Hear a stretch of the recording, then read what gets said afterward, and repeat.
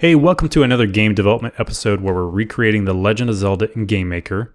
And today we're going to do something exciting. We're going to add our first enemy, and we're going to add this guy, the Oktorok. And he's a simple guy. He does two things. He either moves or he shoots. And when he moves, he just goes in random directions. If he runs into the wall, he'll change directions. But when he shoots, he pauses for a second and then shoots like that. So let's get started on that. Before we get too far into that code, we're going to add some helper scripts that are going to help us down the road. The first one is we're going to set up a script called AnItGame. And we're going to use this to initialize the game. We'll put this in our game object code here in just a second. And we're going to initialize global variables, or in this case, enumerations. I'm going to copy and paste the code here and then explain it. This is an enumeration, and it's a very simple data type. You use it like this. Let's say we have facing equals to enum facing dot up. And what this does, it's going to set it to whatever the up value is in the enum. In this case, it's 90. This is really helpful, and this actually came as a suggestion from Alan Fitzgerald, who is a viewer of the videos. And so thank you, Alan, for the suggestion. I really liked it as an idea. This also will be helpful when we're trying to set the image angles. So you'll notice these numbers are very specific, and they deal with the angle of images, with 0 being to the right, 90 being up, and so on and so forth. So let's go ahead and set this in our game object. And we're going to say AnItGame. And boom, we're done there. Okay, the next thing we're going to do, and this is going to be a lot more complicated, is we're going to create a collision check. We're going to call it check collision object. Okay, let me tell you what this is going to do. Let's open up our player object, our step, and we're going to go all the way down to the bottom of this code. In the past, we had this code where we were checking for whether or not the player collided left or right, the player collided up or down, and we're only checking for one object. Well, offline, I thought through this, and I was trying to find a reusable way of checking this for multiple objects, and I found a way to put this in some code. So let's go ahead and copy this part real quick. We're going to close this, and we're going to come down here, and I'm going to walk you through everything we're about to do. So the first thing we're going to do is I'm going to go ahead and set up some variables called var vx, vy, and collision. These are going to store some input variables. We're going to go ahead and set the vx equal to the first argument, which always starts with 0. And then vy is equal to the second argument, which is 1 in this case. And then we're going to set collision to false. Okay, so what we're going to be doing is we're going to be taking in the horizontal movement. So let's say this comes in as 5 and this comes in as 0. And we're going to set those variables, and we're going to say, hey, it hasn't collided with anything yet. And then what we're going to do is we're going to try to loop through all the objects that are going to get passed in. I'll show you that in a minute, to see if it collides with anything and return whether or not it collides with anything. So at the bottom, we're going to return the collision, right? So the way we do that is we say return collision. In this case, it's going to return false because we're never setting it to true. Okay. So now what we're going to do is we're going to update this repeat statement. Instead of just checking for the vx, we're going to choose the max of the absolute value of underscore vx and the absolute value of underscore vy. So we're going to repeat it that many times. And I need one more parentheses here to finish that. And basically, whichever one's higher, it's going to repeat this code that many times. So if vx is 5, and again, this is 0, it's going to repeat this statement 5 different times. Now what we're going to do is we're going to loop through all the objects that get passed in. And the way we do this is the objects that are going to get passed in are going to be the last arguments after argument 1 here. So we're going to say for var I equals 2, because we're going to start checking with argument 2, and I is less than argument count, the number of arguments that there are actually here. And then we're going to say I plus plus. And this is what we're going to loop through. Let's tab this in, and we're going to do that. So again, this is going to say, hey, how many arguments were passed to me? Loop through the rest of them. And those are going to be the objects that we check. So now we're going to modify this code. We're going to say, instead of not place meeting, we're going to say place meeting. We're going to check for x plus sign underscore vx and y plus sign underscore vy. So we're going to check in both the x and y directions all at once, and this is where we pass in the argument I. So this is going to say now, if we hit this, we're going to do something. In this case, we're going to say collision equals to true.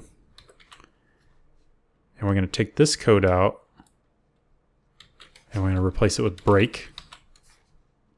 And we're going to delete this, since it's the reverse. So again, loop through all the objects that get passed through arguments 2 through x, however many they are. If we end up colliding with it, check the collision. Okay, so outside of this for loop, after we've checked all of the objects, as soon as we run into one though, we're going to break. We're going to get out of this for loop. We're going to break out of it. Now we're going to say if not underscore collision.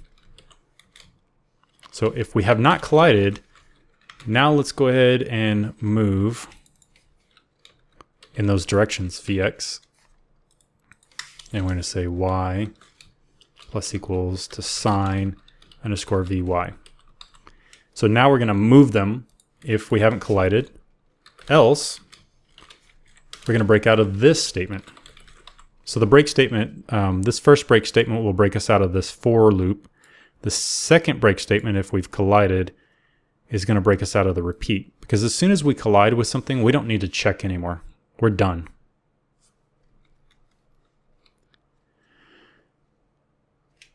Okay, I think this is all correct. Let's just clean this up. And again, as soon as we return, we'll return whether or not we collided with something. This is going to be really helpful when we get to that code. So now we have code that can replace all of this down here. And so we can take this all out and we say check collision. We're going to say Vx. Oh, it's object.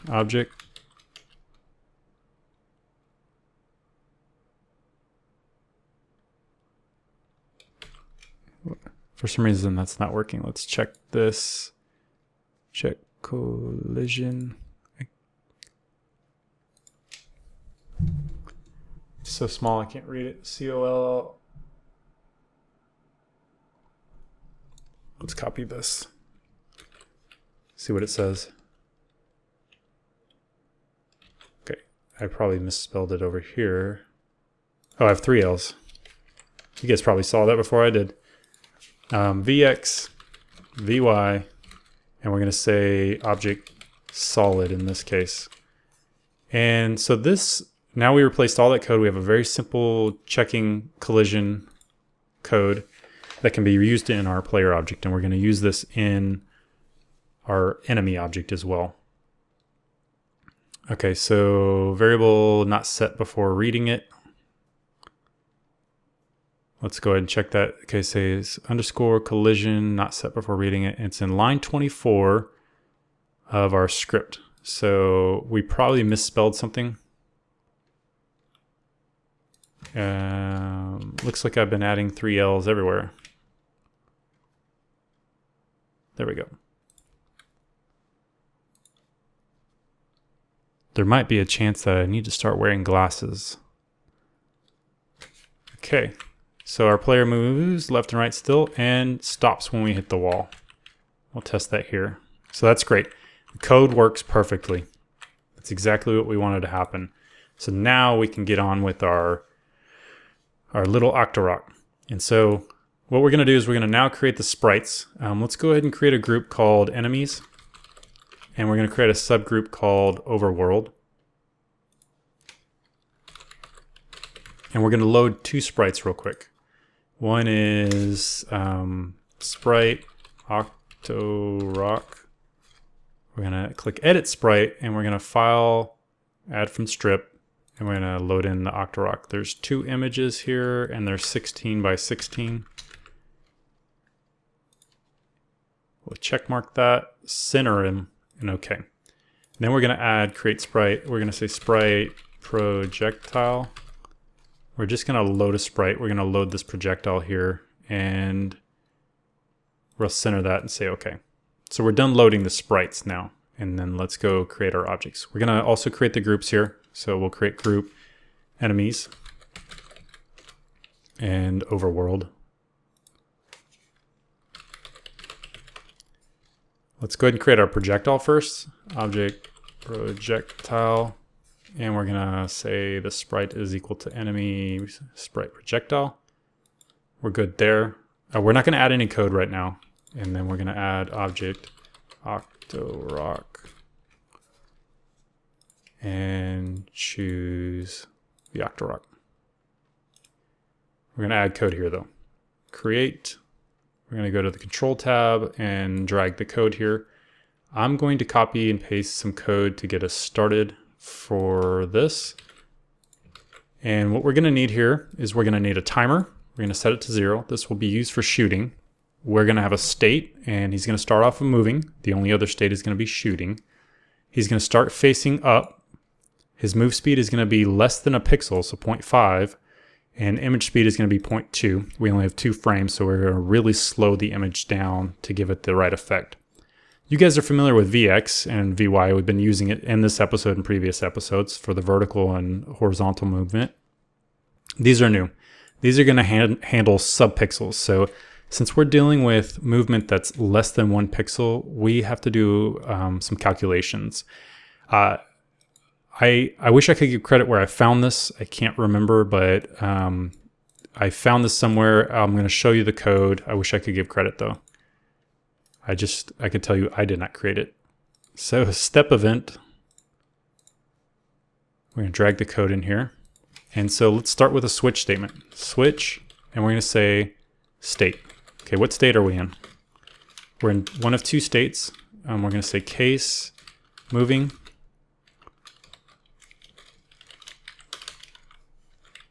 Break. Or we're in case shooting. Break. Okay. Let's go ahead and start with the moving. We're going to now do another switch statement on which direction are we facing. So switch facing, and remember we set it to the enum earlier. And I'm going to write the initial code here. We're going to say case enum facing up. And we're going to set the Vx equal to 0, the Vy equal to 0. We're going to change this in a minute. Break. I just want to copy and paste all these real quick to get the code out there. And now that I've copy and pasted these, we can change this to right, down, and left. Okay. So now, if you remember in the creation statement, we have a variable called move speed. So when we're moving up, we're moving in the negative direction of the Y. So we're going to set this Vx to negative move speed. Okay, let me copy the move speed variable. When we're moving right, we're moving in the positive X direction. So we just set the Vx to move speed. And when we're moving down, the Vy is positive move speed. And moving left is negative move speed. Okay. So the next thing we're going to do is we're going to go run our check collision code. So we're going to say check collision object. And we're going to say vx, vy, and object solid. I figured let's test this code. It's not going to work, but it's good to see it in action. So let's go ahead and test it while we are just getting started. Oh, and I've done this before in these videos. We got to add the actual Oktorok to the game. So we're going to go to Objects, Enemies, Overworld, and Oktorok. So let's add 2 of them in here. Check. Now we'll hit the green plus, or green arrow. Okay, they're doing nothing. Why aren't they moving? They should be moving up, right? Well, remember I told you in the beginning, there is a problem with the subpixels. Since we're moving at 0.5, the code actually doesn't know how to handle this correctly based on how we're dealing with collisions. So we're going to add some code here. And this is going to be interesting. I'll try to explain it to the best of my abilities, but I'll tell you that this does help. So we're going to say cx, which is that new subpixel variable that we said we'd use, is plus equal to vx. We're going to do the same thing for cy. It's plus equal to vy. Okay, so we're going to add the value that we have as the vx and vy, which is either 0 or 0.5 based on our move speed. We're going to add it to this.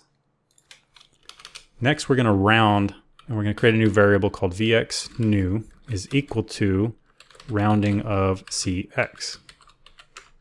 And vy is new is equal to round of cy. So now we're rounding the value that we got here. So the first time it might be 0.5, and when we round that, it goes up to 1. And the next time we round it, it may go back down to 0 because we're gonna, well, I'll explain that here. we're gonna now move cx to equal to vx minus vx new, and cy equals vy minus vy new. Okay. So if we end up rounding this and it's equal to 1 that first time, and we say vx is 0.5 minus 1, this is going to be negative 0.5 this round. Then the next frame, we're going to add the 0.5 to this, and now it's going to equal to 0. We're going to round 0 to 0. And so it evens back out to 0. And it's going to do this every pixel. And basically it's just creating the right, it's rounding it up and down to allow us to move at the right speed. So some frames it's not going to move, and then the next frame it's going to move. So this handles all the subpixeling. So that's how we're going to deal with that. And so now what we need to do is say vx new and vy new is what we're going to pass into here. Now it should work.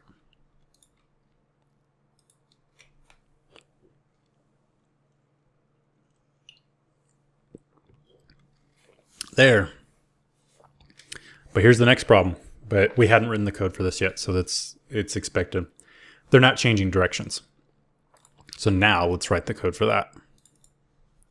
Go back into the step code. And now what we're going to do is we're going to say outside of this case moving,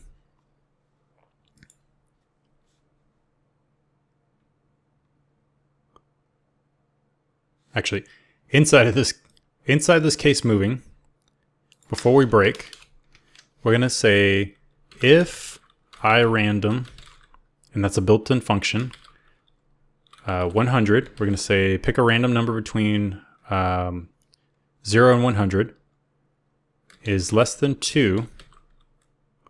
We're going to say facing equals to choose, and let me explain choose. Choose is also a random function where you can put in things like 1, 2, 3, 4, and it will randomly choose between those 4 options. You can add as many of these as you want.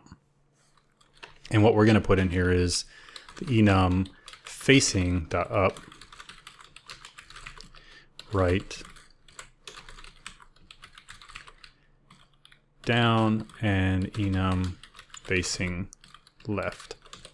So now this code's going to say, hey, choose a random direction. So every frame, there's a basically 2 in 100 chance that we need to change directions. And if we do, we're going to choose between these. So now we should see our objects, our Oktoroks moving in random directions every once in a while. There we go. Now they're moving random directions, but they're not facing the right direction. And we're going to fix that too. And we're going to go ahead and do 2 things in our code. You notice how this guy's gotten stuck here? It's only because he keeps trying to move in that direction. We have nothing to say, hey, you ran into something, go ahead and change directions. So we're going to add that code too. Open up our Oktorok, go to our code, and we're going to add a piece of code here. So we're going to change the image direction based on which way he's facing. So it's image angle is equal to facing minus 90. And just as a reminder, if you look at our Oktorok down here in the left, he's facing up right here in this image, but image angles are based on 0 being to the right and 90 being up. So when he's facing up, we need to subtract 90 to make this all work as far as the angle. So that's going to work just fine. Next, we're going to copy this facing equals choose, and we're going to write some code here. This check collision will return true if he hits a wall. So we're going to say if. So if this is true, let's change the direction he's facing. Okay, so now we have all the code that's going to make them turn in the right directions if they hit the wall or when they randomly move. There we go. Now it's starting to look like real Oktoroks. He seems to be turning quite a bit. Let's change the variable. I want to see what happens if we change this down to 1 in 100.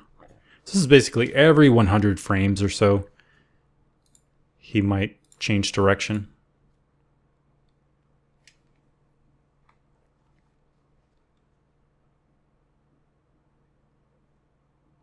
They're still moving quite a bit, but that's actually okay. That's a little bit better. Okay, so we got the turning code. Now let's add the shooting code. So now what we're going to do is we're going to add a new variable or a new random chance. We're going to say if I random 300 less than 1, so there's a 1 in 300 chance, we're going to do a couple of things. We're going to say the state is equal to shooting, and the timer is equal to 0. So we'll go ahead and set our timer, and the timer is going to become important here. Remember at the beginning I said when the Oktoroks shoot, there's a little pause, then they shoot, and then they start moving a little bit after they shoot. So we're going to do that. And all we need to do is first we're going to set the Vx to equal 0 and the Vy to equal 0. So they are not moving when they're shooting. We're going to stop them. And we're going to say if the timer is less than 90 frames, we'll do this stuff. We're going to say timer ++. We'll increment the timer. And then around 60 frames, we want them to shoot. So we're going to say timer, if timer equals 60, if the timer equals to 60, let's do a with instance create, and we're going to say x, y, object, projectile. And when we use the with statement, if you remember, we're inside that object now and we can set variables. I need one more parentheses here. So now we have access to the variables inside the projectile object, and we're going to say direction is equal to other facing. What other means is when we're inside this object, we don't have access to the Oktorok code unless we use the other. So this is going to say the other object. Use this, and we're going to set it into the direction of the facing. That's going to set which direction the projectile goes, and we're going to set the speed to equal 4. So it's going to move 4 pixels a frame, basically. All right. So now the last thing that we need to do is if it's been 90 seconds, we're going to say else state equals moving. Let's move after he's done shooting, after 90 total seconds, the Oktorok can start moving. So now if we test this, we should actually have our full enemy.